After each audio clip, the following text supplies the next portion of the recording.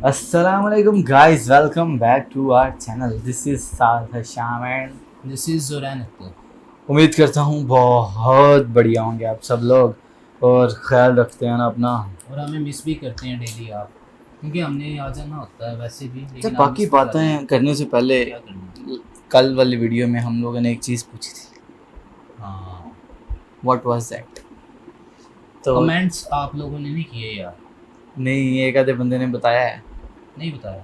बताया है। मैं दोबारा रीड करूंगा। ठीक हाँ। है, वीडियो के बाद मैं दोबारा रीड करूंगा, लेकिन वैसे भी हम आंसर खुद दे देते हैं आप। ज़रूर। आपने शिवाजी मूवी देखी होगी रजनीकांत साहब की, जब वो दोबारा आते हैं, और जब दोबारा आते हैं मतलब मरने के बाद, जब उनको दोबारा डॉक्टर ऐसे दूसरा ऐसे जन्म। काफी झटके दे के जिंदा करते हैं, तब वो तो फिर वो टेंट टकटक करवा के आते हैं, फिर उसके बाद वो आते साथ ही अपनी टेंट पे तबला बजाते हैं। ठीक है, ये स्वैग था। स्वैग। उनका स्वैग है, वो जो भी करें वो स्वैग है। हम लोग करें लोग हंसते हैं। मैंने खुद ये करवाने के बाद टोपी पहनी रखी। और ये खुद टेंट मैं खुद ऐसे नहीं करता था, ये लोग ऐसे ऐसे करते थे, थोड़ा सा नहीं, ऐसे ऐसे नहीं करते थे। मैं आपको नहीं। नहीं कर सकता इस टाइम, क्योंकि ये वीडियो चल रही है। अच्छा, आज हम जिस वीडियो पे रिएक्शन देने जा रहे हैं उस वीडियो का नाम है उस वीडियो का नाम है 10 countries that are impossible to invade. मतलब 10 वो कंट्रीज इन पे कब्जा बिल्कुल भी नहीं किया जा सकता। और जिस चैनल से है उसका नाम है अल्फा फैक्ट्स। इस लिंक मिल जाएगा डिस्क्रिप्शन में मिल जाएगा। इनका चैनल भी जरूर चेकआउट और अपने चैनल को भी हमारे चैनल को भी करें, सब्सक्राइब कर बेल दें। आइकन बेल आइकन लगाया हुआ है। पहले हम इधर लगाते थे, आपके लिए इधर लगाया कि इजी हो जाए। हाथ इधर नीचे पहुंचता है, ऐसे इधर लगाया हुआ है, तो इसको भी बेल आइकन को भी प्रेस कर डालें कि हमारी डेली वीडियोस के नोटिफिकेशन आपको मिलते रहें। बिल्कुल। और अब ज़्यादा देर नहीं करते, आप बोर हो जाएंगे, वीडियो की तरफ चलते हैं। तो मुझे पता होता है कि आप लोग रेडी हैं, इसलिए मैं पूछता हूँ, फिर भी नहीं पूछता। 3 2 1 एंड स्टार्ट। हेलो दोस्तों, हाय। दुनिया में कुछ देश बहुत कमजोर हैं। उन पर जब भी किसी देश का जी चाहे हमला करके कब्जा कर सकता है। बिल्कुल। लेकिन दुनिया में कुछ ऐसे भी देश हैं जिन पर हमला करने में बड़े बड़े देशों को भी सोचना पड़ता है, और फिर भी अगर उन पर कोई हमला कर भी दे तब भी इन देशों से जीतना नामुमकिन है। इसकी वजह है इन देशों की ताकतवर आर्मी, ताकतवर दोस्त और इन देशों की ज्योग्राफी। दोस्तों, आज मैं आपको ऐसे ही दुनिया के देशों के बारे में बताने वाला हूँ। हेलो दोस्तों, मैं हूँ मोहम्मद काशिफ, आप देख रहे हैं अल्फा फैक्ट्स। आइए जानते हैं दुनिया के 10 ऐसे देशों के बारे में जिन्हें जीतना लगभग नामुमकिन है। सब्सक्राइब कर लेना इनको यार। मुझे मजे का नंबर 10, ईरान। ईरान का पूरा नाम है रिपब्लिक ऑफ ईरान।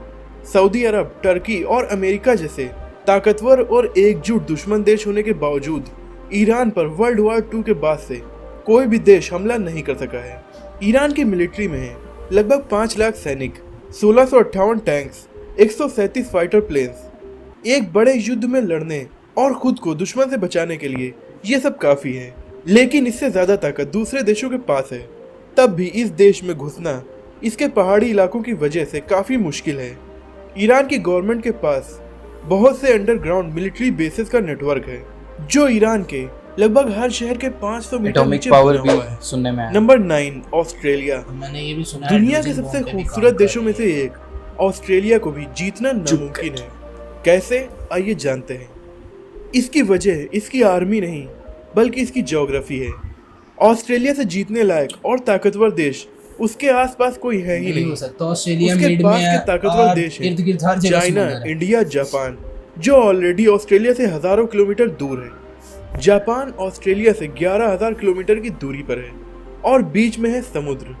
जो देश ऑस्ट्रेलिया के पास हैं वो इतने ताकतवर नहीं कि उससे जीत सके। इसके अलावा अगर कोई देश ऑस्ट्रेलिया पर हमला कर भी दे तो वो खुद को ही मुसीबत में डाल लेगा, क्योंकि ऑस्ट्रेलिया की 98% पॉपुलेशन समुद्र के किनारे बने शहरों में ही रहती है और बीच का ऑस्ट्रेलिया एकदम खाली पड़ा है, जो कि हजारों किलोमीटर का रेगिस्तान और जंगलों वाला इलाका है। इसमें कहां कहां पर ऑस्ट्रेलियन आर्मी बेस है ये कोई नहीं जानता। और वर्ल्ड वॉर 2 के दौरान जापान ने ऑस्ट्रेलिया पर कब्जा करने के लिए हमला किया भी था, लेकिन इन्हीं कुछ रीजंस की वजह से जापानियों को अपना इरादा बदलना पड़ा। Number 8, Russia. अगर आप जानना चाहते हैं कि रशिया से जीतना कितना कठिन है तो आप अपने वक्त के दुनिया के सबसे ताकतवर लोग यानी नेपोलियन और हिटलर से पूछ सकते हैं। लेकिन इसके लिए कैसे आपको पूछा? टाइम मशीन की जरूरत मार पड़ेगी। के टाइम नहीं अपने नेपोलियन और हिटलर ने अपनी बेहद ही ताकतवर आर्मी के साथ रशिया पर कब्जा करना चाहा था, लेकिन उन्हें वापस लौटना पड़ा। रशिया की सेफ्टी की वजह इसकी ज्योग्राफी है, क्योंकि ये दुनिया का सबसे बड़ा देश है। इसकी ज्यादातर जमीन पहाड़ों, जंगलों और बर्फ से घिरी हुई है। वर्ल्ड वॉर 2 के वक्त नाजियों के रशिया पर हमले के बाद रशियन आर्मी उनसे लड़ी नहीं, बल्कि पीछे हटती गई, क्योंकि वो जानती थी कि हिटलर की आर्मी उनके इतने बड़े देश को पार करते हुए जीत नहीं पाएगी, बल्कि इनके बहुत से सैनिक ठंड की वजह से मर जाएंगे और नाजियों को पीछे हटना ही पड़ेगा। और ऐसा हुआ भी। इस वक्त रशिया दुनिया का दूसरा सबसे ताकतवर देश है और दुनिया के सबसे ज्यादा परमाणु हथियार भी रशिया के पास है, इसीलिए इसे जीतना लगभग नामुमकिन है। Number 7, north Korea. दुनिया के सबसे सनकी तानाशाह किम जोंग उन का देश है नॉर्थ कोरिया। इसकी दुश्मनी दुनिया के सबसे ताकतवर देशों से है, फिर भी इस पर कोई भी देश हमला क्यों नहीं करता? इसकी वजह है इस देश का दम। नॉर्थ कोरिया में भी काफी दम है। नॉर्थ कोरिया में 10 लाख से ज्यादा सैनिक, 4200 टैंक्स, 222 अटैक हेलीकॉप्टर्स हैं। और तो और इस देश के पास है न्यूक्लियर वेपन्स, जिन्हें चलाने में ये जरा भी देर नहीं सोचेगा। और इतने सख्त कानून होने के बाद भी नॉर्थ कोरिया की जनता अपने प्रेसिडेंट किम जोंग उन को बहुत ज्यादा मानती है, इसीलिए जनता का पूरा सपोर्ट भी किम जोंग उन के पास है। तो इस देश पर भी कब्जा करना आसान नहीं है। नंबर 6, भूटान। भूटान दुनिया के सबसे एकांत देशों में से एक है, जो इंडिया के उत्तर में हिमालय पहाड़ों में बसा हुआ है। एशिया में इसकी आर्मी में केवल 6000 सैनिक हैं और इसके पास एयरफोर्स भी नहीं है। तो फिर इस पर कब्जा करना इतना कठिन क्यों है? ये दुनिया के उन चुनिंदा देशों में से एक है जिस पर कभी भी किसी भी देश ने कब्जा नहीं किया। सन 1700 में ब्रिटिश एम्पायर ने इस पर हमला किया था। बेसिकली इन्होंने ज्यादातर देशों पर हमला किया था, लेकिन भूटान पर कब्जा करने में कामयाब नहीं हो पाए थे। इस वक्त इस पर कब्जा करना इसलिए इम्पॉसिबल है क्योंकि इसमें हर जगह पहाड़ ही पहाड़ है, इसलिए इस पर टैंक्स का जाना तो इम्पॉसिबल ही हो गया। दूसरा मेन रीजन है कि इस देश की सुरक्षा करने का वादा इंडिया ने किया है। इंडिया भूटान को हथियारों और पैसों की मदद भेजता है, साथ ही भूटान की छोटी सी आर्मी को ट्रेनिंग भी इंडिया ही देता है। और इंडिया दुनिया का चौथा सबसे ताकतवर देश भी है।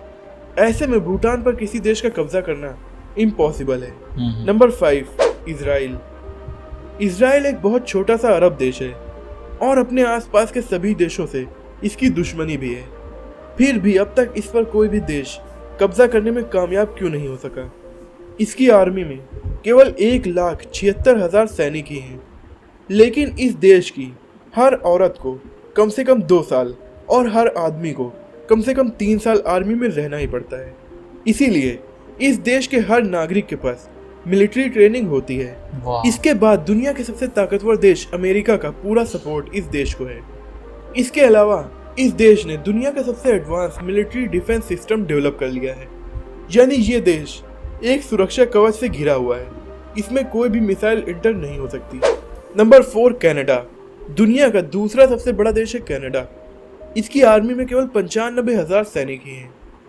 इसे अपनी सुरक्षा के लिए अपनी आर्मी की जरूरत नहीं पड़ती, बल्कि ये देश बहुत ही बड़ा है और यहाँ के जंगलों और बर्फीले मौसम की वजह से इसे जीतना दुश्मन के बस की बात नहीं है। दूसरी बात है इसका पड़ोसी देश अमेरिका, जो कि दुनिया का सबसे ताकतवर देश भी है, जिससे कनाडा के काफ़ी अच्छे रिश्ते हैं। इसलिए अगर कोई देश कनाडा पर हमला करता है तो उसे अमेरिका से भिड़ना पड़ेगा। Number 3, Switzerland. स्विट्जरलैंड के डिफेंस सिस्टम के बारे में मैंने आपको एक वीडियो में काफ़ी डिटेल में बताया है। आप ऊपर कार्ड पर क्लिक करके उस वीडियो को देख सकते हैं। दुनिया के सबसे पीसफुल और खूबसूरत देशों में से एक स्विट्जरलैंड पर हमला करना भी इसकी ज्योग्राफी की वजह से काफ़ी मुश्किल है। स्विट्जरलैंड की आर्मी छोटी है। इसमें 1,50,000 सैनिक और 156 एयरक्राफ्ट हैं, लेकिन इनसे लड़ने के लिए दुश्मन को एल्प्स के पहाड़ों पर जाना होगा और इन पहाड़ों के बर्फीले मौसम में लड़ना किसी भी आर्मी के लिए काफ़ी कठिन होता है। और इन पहाड़ों में लड़ने की आदत स्विट्जरलैंड की आर्मी को तो है ही। दूसरी सबसे बड़ी बात है स्विट्जरलैंड के दोस्त। इसके सारे पड़ोसी देश ताकतवर हैं और इसके दोस्त भी हैं, जैसे जर्मनी, फ्रांस और इटली। तो किसी भी हमलावर देश को पहले इन देशों से निपटना पड़ेगा। Number 2, India. इंडिया से जीतना भी काफ़ी मुश्किल है। इसकी वजह है इंडिया की ज्योग्राफी और इसकी आर्मी। इंडिया के पड़ोसी देश पाकिस्तान और चाइना कई बार हमला कर चुके हैं, लेकिन वो अपने मकसद में कामयाब नहीं हो सके, क्योंकि इंडियन आर्मी में 14 लाख सैनिक, 1785 fighter planes, 16,000 land army vehicles और बहुत सारे न्यूक्लियर वीपन्स। अब बात करते हैं ज्योग्राफी की। इंडिया का उत्तर का ज़्यादातर भाग हिमालय से घिरा हुआ है, जो कि दुनिया के सबसे ऊंचे पहाड़ हैं। इन खतरनाक पहाड़ों में रहती है इंडियन आर्मी, तो दुश्मन देश के उत्तर से आने के चांस नहीं है। और दक्षिणी इलाके को मिलाकर इंडिया 3 तरफ से समुद्र से घिरा हुआ है, तो 200 से ज़्यादा शिप्स, न्यूक्लियर अटैक कर सकने वाली सबमरीन्स और एयरक्राफ्ट कैरियर्स वाली नेवी से जीतना लगभग नामुमकिन ही है। Number 1, United states of America. दुनिया का सबसे ताकतवर देश, ऊपर से दुनिया का तीसरा सबसे बड़ा देश। इसकी आर्मी में लगभग 14 लाख सैनिक और इनके पास है 7,000 से ज़्यादा न्यूक्लियर वेपन्स।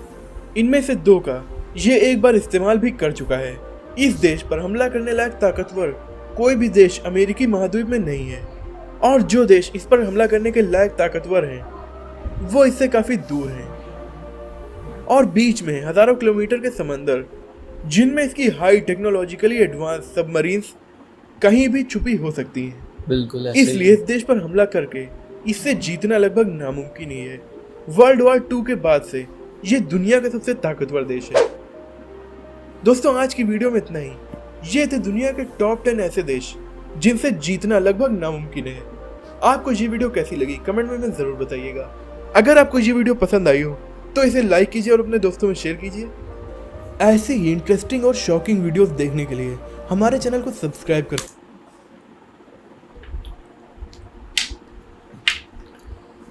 मेरा मानना है कि जिस कंट्री के पास न्यूक्लियर पावर है, सबसे पहले तो वो कंट्री जो है सेफ है। ठीक है, यानी छोटी मोटी मुठभेड़, लड़ाइयाँ, झगड़े वो तो चलते रहते हैं कहीं ना कहीं, लेकिन कब्ज़ा करना तो बहुत मुश्किल काम है, क्योंकि वो फिर एक पूरी नामुमकिन काम है। बिल्कुल ऐसे है, वर्ल्ड वॉर का अंदेशा हो जाता है और पूरी दुनिया खतरे में पड़ सकती है। दैट्स व्हाई कि वो लोग नहीं ट्राई करते। और दूसरी बात कि जिस कंट्री में पहाड़ बहुत ज़्यादा हैं, उस कंट्री पे भी हमला करना बेवकूफ़ी है। पहाड़ ज़्यादा हैं, उसके अलावा पहाड़ों में कई कुछ ऐसे जैसे हिमालय के पहाड़ हैं, और जो दूसरे रशिया में पहाड़ हैं, ठंड की वजह से बहुत सी आर्मी को इस तरह की ट्रेनिंग नहीं दी जाती। मतलब इस तरह के एटमॉस्फेयर में वो ट्रेनिंग हो भी लेकिन व्हीकल्स वहाँ पे नहीं जा सकते, और पैदल थोड़ी हो जाएंगे। पैदल, और फूड, हर चीज़ चाहिए होती है ना, वो कहाँ से मिलेगा? ठंड के अंदर तो फूड वैसे ही कम हो जाता है, ऐसे कम हो जाता है, बल्कि हमें चाहिए होता है, ज़्यादा फूड चाहिए होता है। हाँ, इस काम के अंदर। और पानी, फासला, ये 2-3 चीज़ें हैं जो वैसे भी यार मेरा मानना ये है, बंदा किसी पे कब्जा क्यों करे, पीसफुल रहना चाहिए। जियो, जीने दो, खुद अच्छे से जियो, दूसरे को अच्छे से जीने दो। डेवलपमेंट हो रही है, उनकी गवर्नमेंट कर रही है, नहीं कर रही है, आपको क्या कंसर्न है?